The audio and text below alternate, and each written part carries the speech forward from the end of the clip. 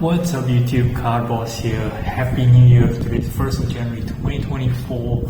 It's been quite a while, right? So last count's been like 248 days since my last upload.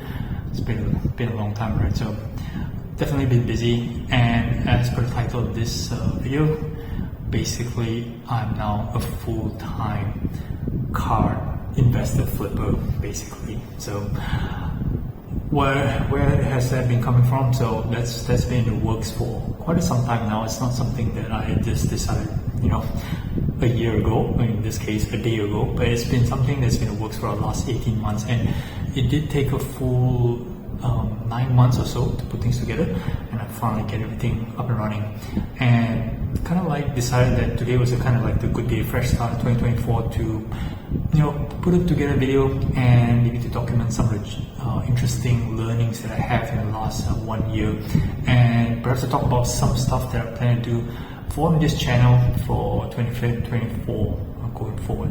So stick around.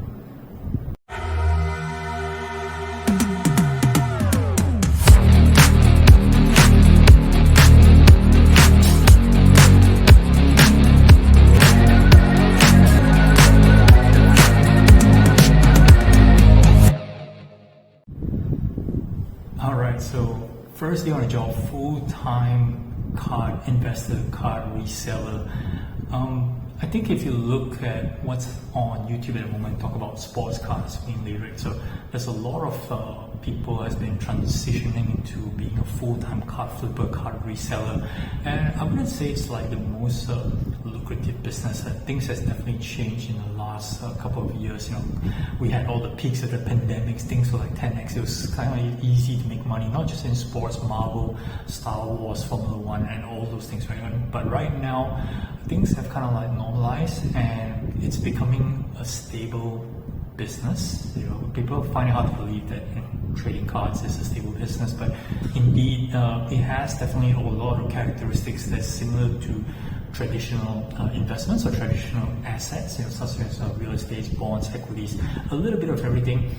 Definitely the plus and the minuses on each side, which I think that it'd be an interesting topic to discuss on. I don't think it gets talked a lot on YouTube, especially on how similar or dissimilar buying and selling trading cards is compared to traditional assets. Definitely the goal is the same, trying to make money, and definitely it's something that you want to have fun doing, which is why I kind of after working for 20 years in a corporate world, right, and doing cards on the side, just decided to kind of like this is the right time to after surveying the market, and of course putting together a bunch of things in advance to kind of like set me up into running a proper business and buying and reselling cards. And of course, as you guys know, I'm from Malaysia, so things are different compared to my friends in the US. I could definitely has a lot more different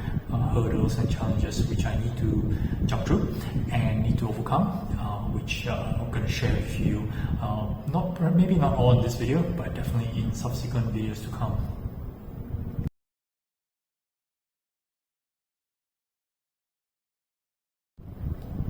So what am I working on right now is sports card reseller. So it's predominantly basketball, right? I'm like 99% basketball. Why don't I do other sports? Football, baseball, soccer. That's not that I don't want to do it, it's just that I don't think I have enough knowledge to make the right decisions. I am actually doing a lot of homework, especially on soccer. At least that's something that's closer to home for me in Malaysia. I know that there is a market for football, but I'm way behind a lot of people in terms of my knowledge on that segment, right? I do know a bit here and there who are the top players, what kind of cards to buy. It's pretty much the same as basketball, but it's not something that I could commit a significant amount of capital and time, for a sport that I'm not entirely familiar with. Whereas basketball, I live and breathe NBA, right? The season's up and running, everything's pretty hot right now. You know what are players that are doing well, who are not, what cards to buy, what cards you should be moving, and things like that. So definitely many years of experience put into place. that's actually required, and a lot of attention and focus that's actually needed to be a full-time card reseller. I know there are others whereby people do it by volume, dollar cards or $5 cards. I'm not that kind of reseller. Given my geographical location, it is actually quite difficult to move cheap cards, right? So, but definitely I'm not, if you guys are quite familiar with what the Asian market is, right? So I'm not one of those higher end collectors, the one that has tens of thousands. So I'm more like kind of like the medium range. I like to look at cards that's between the 250 to 2,500 kind of range. So that's kind of like my sweet spot, and I think that's the kind of cards that moves pretty easily. It doesn't weigh down in terms of capital, and you could get, for a certain amount of money, you could still get a nice, decent variety, a decent amount of quality. So that's the area I'm focusing on at the moment in terms of my portfolio. Will I evolve this portfolio eventually to become, higher end cards? Definitely, right? I'm always on the lookout for good quality cards. You won't turn down, say no to a good deal, right? So definitely. In the last 9 months, there was a lot of things that's been put together. It's not something that if you wake up one day and say, I want to be a full-time card reseller, you can do it. Maybe in the US, yes, you can. You just take a stack of cards, go to a show or something like that. But it's a lot more challenging for Malaysia. There's a lot of logistical challenges, foreign currency challenges, right? So there's a lot of issues, and if you want to do it as a proper business as well, you got to consider other things, taxes, fees and costs and things like that. So a bunch of stuff that's actually have to take into consideration. I plan to do a couple of videos about my journey, and also things and tips that can help you guys, if you guys want to become something like what I do. I know there are a lot of reseller videos out there. They give very good input, very good feedback, and they use a lot of experience in that segment. But for me, it's a one-man standalone portfolio, about like 200 to 300 cards. It's still sustainable.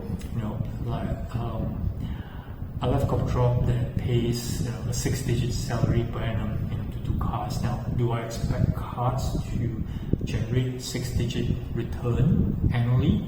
Eventually, hopefully, maybe that should be the goal, I would assume. But as a start, you guys just gotta take the baby steps, establish where you are, where you want to be, how you position in the market, what cards you want to do, which sport you are in. So a lot of finding yourself and getting things, processes, especially I keep on focusing on word processes, because without processes you kind of will lose your way pretty easily, and you find yourself wasting a lot of time doing unnecessary things. So once you have processes in place, once you have routines in place, and that's when you can actually make more sound decisions for your business.